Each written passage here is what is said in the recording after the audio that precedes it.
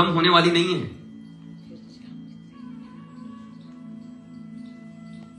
ये बढ़ने वाली है। जानोगे क्या? 50 लाख प्रकाश वर्ष आगे किस ग्रह पे क्या है, ये जानने से तुम्हें अभी क्या लाभ है? स्वर्ग में क्या होता है, ये जानने से तुम्हें क्या लाभ है? मेरा बस चले तो मैं सबसे पहले स्वर्गों को नष्ट करूं। मिसाइल होता तो पहले सब स्वर्ग को मारता यहीं से, क्योंकि व्यक्ति ये बात समझ सके कि स्वर्ग कहीं और नहीं, यही 70 इयर्स का जीवन मेरा स्वर्ग है। अब है वो दूर बैठा स्वर्ग हमें लुभाता है और वर्तमान के जीवन को नर्क बनाता है। ये 72 हूर आतंकवाद की जड़ है, ब्रेन वॉश। जो चीजें यहां प्राप्त न हो पाई, उन हुरों को और महलों को प्राप्त करने के लिए अनएजुकेटेड लोग, अविकसित लोग यहां न तो वहां सही मिलेगा तो उसके आश्वासन में आतंकवादी बने बैठे, टेररिज्म। और यही हालत है हमारी तुम्हारी। दो चीजें तुम्हें कितनी अच्छी मिली हैं, कल्पना शक्ति और मेमोरी, याददाश्त। चाहो तो इनका प्रयोग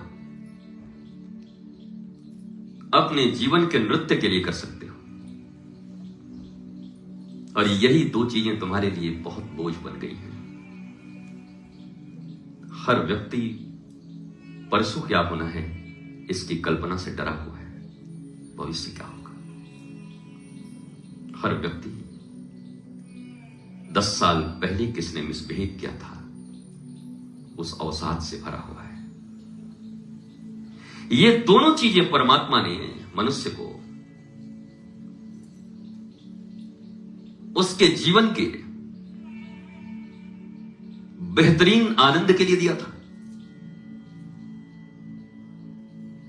कृपा, कई लोग कहते हैं कृपा करो,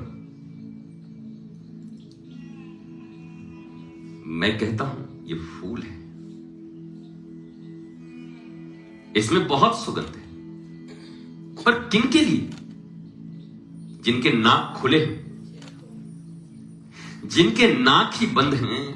बेला, गुलाब, जूही, चंपा, चमेली, कुछ भी ले आओ, क्या फर्क पड़ता है कि वो बेला का है कि जूही का है कि गुलाब का है? नाक ही बंद है।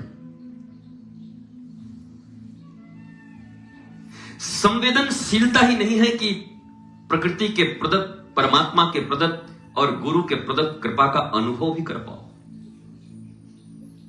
सेंसिटिव नहीं हो तुम, सेंसलेस,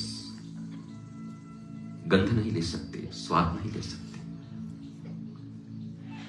रोते चल रहे हो कि क्या भूसे की तरह खाना बना दिया है साहब, सर्दी हो गई है, 3 दिन रुको ठीक हो जाएगी, तो बहुत तगड़ा लगेगा, बहुत अच्छा स्वाद है इसमें। सारी दुनिया बेरंग लग रही है, बेस्वाद लग रही है, अपने लोग बेरंग लग रहे हैं क्योंकि नाक हमारे बंद है, हमारी संवेदनशीलता मर गई है।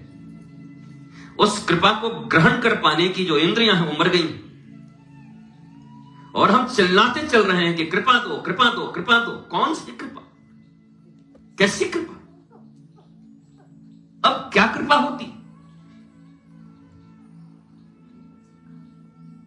इस ब्रह्मांड के साथ तुम्हें युद्ध नहीं करना था। इस यूनिवर्स के तुम कॉम्पिटिटर नहीं हो, प्रतियोगी नहीं हो, मैच नहीं खेल रहे हो, तुम इसके एक अंश हो। जब जब पूरे ब्रह्मांड को हमने अपना कॉम्पिटिटर समझा,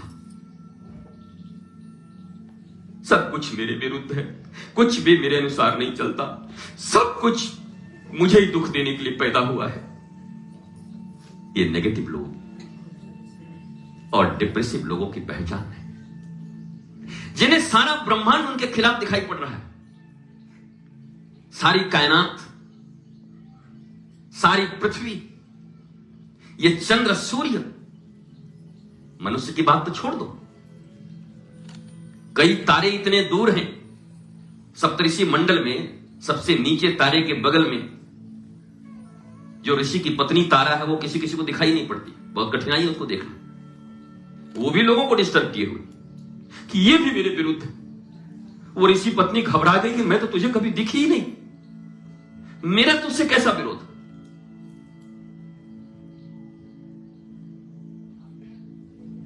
इस फूल को जन्म देने में